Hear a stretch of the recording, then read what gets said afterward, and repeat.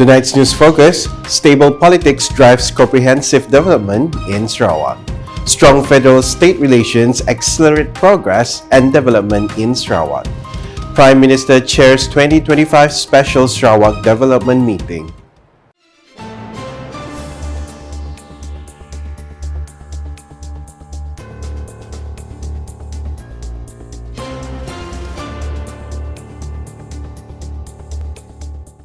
Good evening. Political stability in Sarawak forms a solid foundation for the state's comprehensive progress, particularly in the implementation of high-impact development projects. Prime Minister Datuk Sri Anwar Ibrahim said Sarawak stands out as the only state with the boldness to allocate a substantial portion of its own funds to develop infrastructure such as bridges, highways, and water supply systems well ahead of other states in the country. Ini kerana sistem politik yang stabil, kerana pimpinan yang punya wawasan, kerana pimpinan yang tegas, yang punya idea dan senantiasa menimba pengalaman-pengalaman baru, yang mencukil bakat-bakat yang ada keupayaan. He said this during the 2025 Madani Aidilfitri celebration held at Perpaduan Stadium, Petrajaya here today.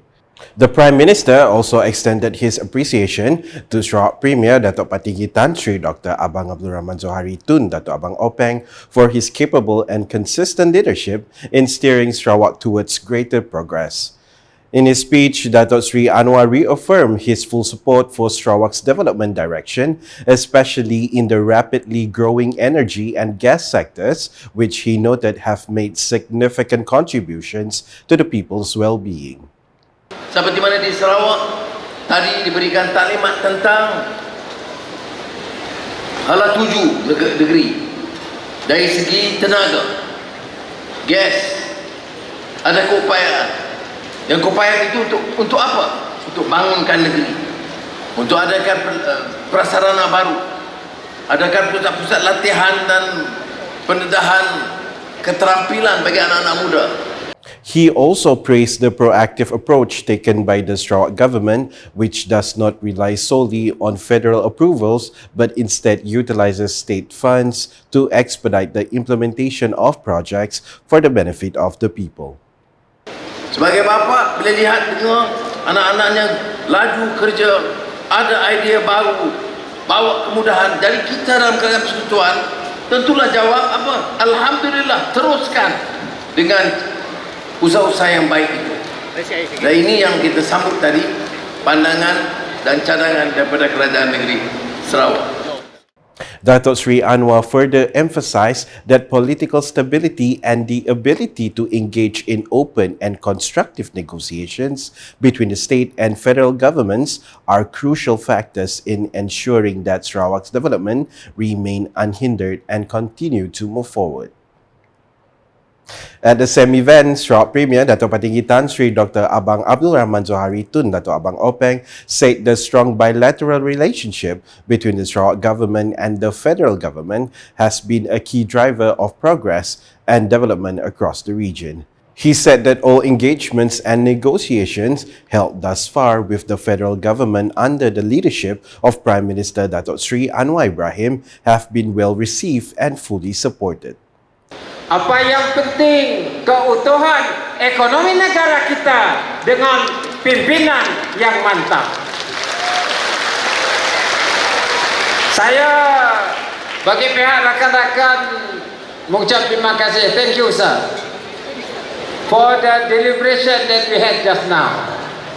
Tahu tak Perdana Menteri, apabila kami cadang sesuatu perubahan dan pendekatan ekonomi baru, jawabnya senang aja, okey, setuju. Dan dengan adanya pendekatan kita yang baru dan juga ekonomi yang baru yang berteraskan kepada kekuatan kita di Sarawak, kita dapat membangunkan Malaysia bersama, dan seterusnya Sarawak dapat menyumbang kepada kekuatan ekonomi negara. The event was further enlivened by the presence of the Prime Minister and Deputy Prime Minister, Datuk Sri Fadilah Yusof, who took the opportunity to mingle with members of the multiracial community attending the celebration. Datuk Padigi Abang Zohari went on to highlight that the close ties and constructive collaboration between the two levels of government not only benefits Sarawak's current development but also secure a better future for the next generation through new economic opportunities. Sudah tentu dengan adanya kerjasama yang begitu erat, masa depan Malaysia dan juga insyaAllah masa depan negeri Sarawak bersama-sama adalah cerah untuk generasi yang akan datang. He further emphasized that the success Sarawak is enjoying today is not something newly achieved, but the result of strong social unity and political stability that has allowed the government to focus fully on development and the exploration of emerging economic sectors. Meanwhile, earlier upon his arrival, Prime Minister Datuk Sri Anwar Ibrahim chaired the 2025 Special Sarawak Development Meeting held at Wisma Bapa, Malaysia. The meeting formed part of ongoing efforts to strengthen collaboration between the federal government and the Sarawak government in achieving comprehensive development across the region. Also in attendance was Sarawak Premier Datuk Patigi Tan Sri Dr. Abang Abdul Rahman Zohari Tun Datuk Abang Openg, Deputy Prime Minister Datuk Sri Fadilah Yusof with Sarawak Deputy Premiers Datuk Ahmad Douglas Ugambas, Datuk Ahmad Awang Tengah Ali Hassan and Datuk Ahmad Professor Dr. Sim Kui Han.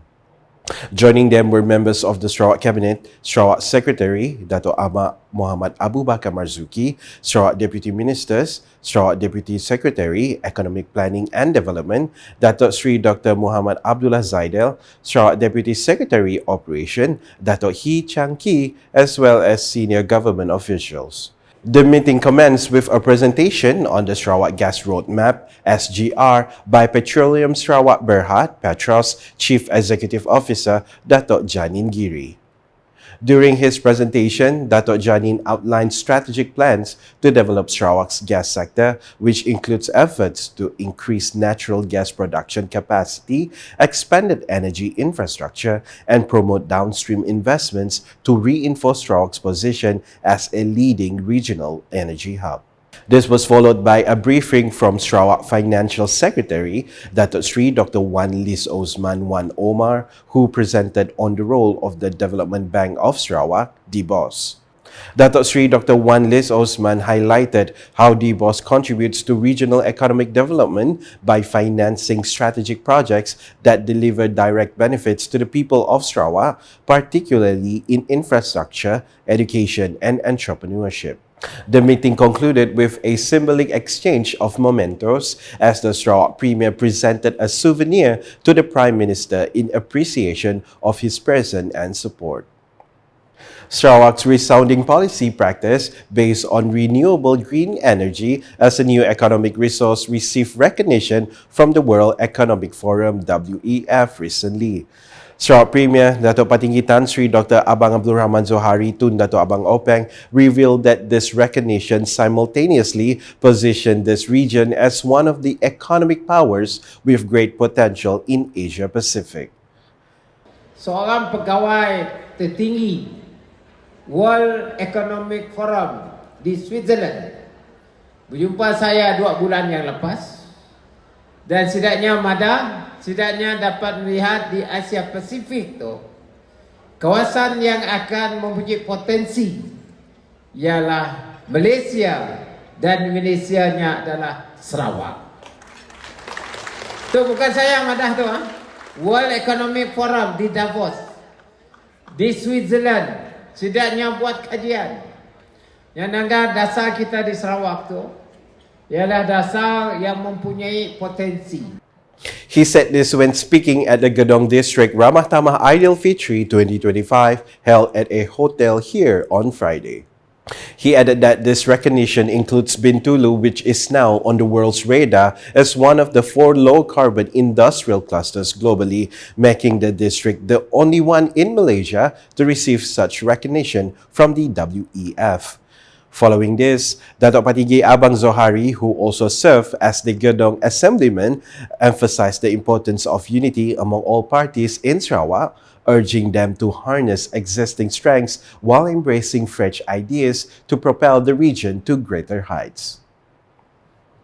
Sarawak General Hospital, SGH, has received an allocation of 3 million ringgit for the purpose of improving facilities and acquiring important assets for the comfort of staff and patients. Deputy Prime Minister and Member of Parliament for Petrajaya, Datuk Sri Fadilah Yusof, said the approval of the funds was made after discussions with Sarawak State Development Director, Jasni Jubli. Sejumlah 3 juta dipohon, sebahagiannya untuk physical upgrading, sebahagiannya untuk pemulihan aset. Jadi setelah berbincang dengan pengarah pembangunan negeri Sarawak tadi, kita bersetujulah untuk meluluskan 3 juta. He said this during his speech at the Peta Raya 2025 organized by SGH at the Sarawak Islamic Complex Hall on Friday. In a related development, the old nurses' quarters located in front of the hospital will be renovated into a special stopover for patients and families.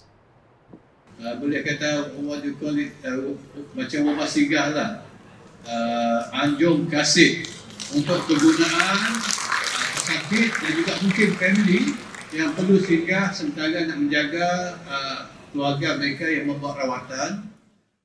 In addition, he also announced the approval of 150,000 ringgit in assistance under the Malaysian Medical Welfare Fund to help patients from the B40 group obtain the necessary medical equipment.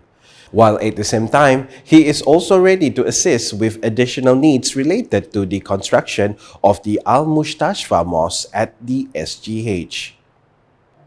And that's the English edition with me, Nicholas Zechariah Boni. More news can be found in our official portal, ukas.sarawak.gov.my, and social media platforms, including Facebook and YouTube. We conclude the UKAS Bulletin with highlights from the 2025 Madani Idul Fitri celebration, which took place at Perpaduan Stadium, Petrajaya in Kuching on Saturday. #Salaran Informasi Rakyat. Have a good night.